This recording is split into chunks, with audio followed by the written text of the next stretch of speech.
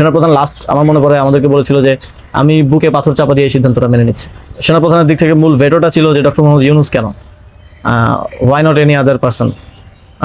তো আমরা আমাদের জায়গায় অ্যাডামেন্ট ছিলাম, বিকজ আমরা তো 5 তারিখ রাতেই ঘোষণা দিয়ে দিয়েছি যে doctor Mohammad Yunus will be the chief adviser of the next interim government. এবং সেটা এক ধরনের বৈপ্লবিক কায়দায় আমরা ভিডিও বার্তা দিয়ে ঘোষণা দিয়ে দিয়েছি, আমরা কোনো নিয়মের কিংবা সংবিধানের তোয়াক্কা সে সময়টাই করি নাই। কিন্তু উনি বারবার বলার চেষ্টা করছিলেন যে ডক্টর মোহাম্মদ ইউনূস নামে মামলা আছে, তিনি একজন কনভিক্টেড পারসন। একজন কনভিক্টেড পারসন আসলে কিভাবে হতে পারে, একটা দেশের প্রধান উপদেষ্টা হতে পারে। তো আমরা যখন এগুলো ডিবাঙ্ক করতেছিলাম কথাগুলোকে, যে এগুলো তো আওয়ামী লীগের সময়ের পলিটিক্যালি মোটিভেটেড মামলা, এই মামলা তো দেখা গেছে সবার নামে পাওয়া যাবে, আমাদের নামেও আছে। তো এটা বলার পর আবার ওনারা আরেকটা কথা বললেন যে সোসাইটির একটা বড় অংশ তো আসলে ওনাকে হিট করে, এবং বড় অংশ বলতে উনি তখন সরাসরি বলেছেন যে আওয়ামী লীগের অন্তর্বর্তীকালীন সরকারটা তো সবার কাছে গ্রহণযোগ্য হতে হবে। এখন আওয়ামী লীগ তো ডক্টর মোহাম্মদ ইউনূসকে দুই চোখে দেখতে পারে না, একদম অপছন্দ করে।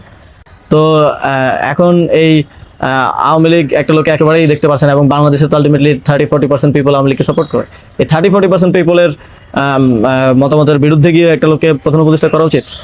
তো আমরা তখন বললাম আওয়ামী লীগ এমন কিছু না যেটা নিয়ে এখন আমাদের কনসার্ন হওয়া উচিত। আওয়ামী লীগকে আমরা পরাজিত করেই এই প্ল্যাটফর্মে আসছি, এখানে আমরা বসছি।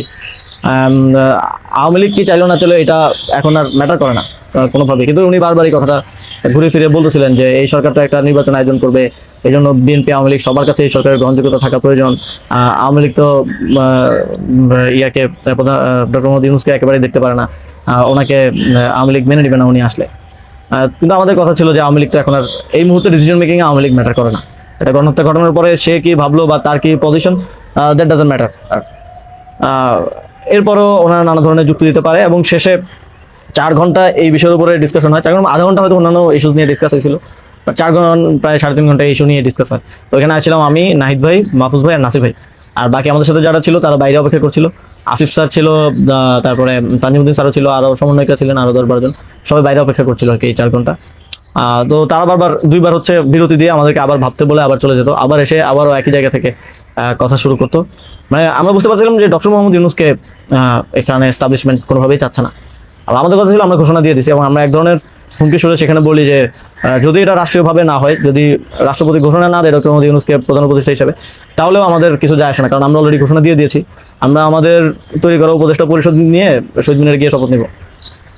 এই হুমকিটা দেওয়ার পরে তারা একটু মানে নড়েচড়ে বসে, এবং তারা গিয়ে রাষ্ট্রপতির সাথে ডিসকাস করে আসে। এবং সেনাপ্রধান লাস্ট আমার মনে পড়ে আমাদেরকে বলেছিল যে আমি বুকে পাথর চাপা দিয়ে এই সিদ্ধান্তটা মেনে নিচ্ছি। এবং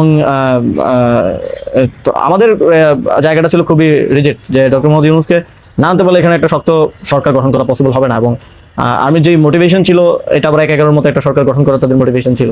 যখন তারা নামগুলো দেয়, 6টা-7টা উপদেষ্টার নাম দেয়, তখন এটা বোঝা যায়, এবং ডিক্টেট করার এক ধরনের। তো আমরা যদি এখানে অন্য কাউকে নেই যার পার্সোনালিটি এত স্ট্রং না, তাহলে আলটিমেটলি আমরা আসলে অন্য কারো দ্বারাই পরিচালিত হব, ড্রিভেন হব। এই সরকারটা আত্মনির্ভরশীল একটা স্বতন্ত্র সরকার হতে পারবে না। তো তারপর তো ঘোষণা দেয়, রাষ্ট্রপতি ঘোষণা দেয় ডক্টর মোহাম্মদ ইউনূসকে প্রধান উপদেষ্টা হিসেবে 6 তারিখে, এবং 8 তারিখ হচ্ছে পরবর্তী উপদেষ্টা পরিষদটা গঠিত হয়। 8 তারিখ শপথ অনুষ্ঠানটা হয়। স্যার যখন সার্জারি শেষ করে দেশে আসেন, তারপর ওই দিন সন্ধ্যায় সরকার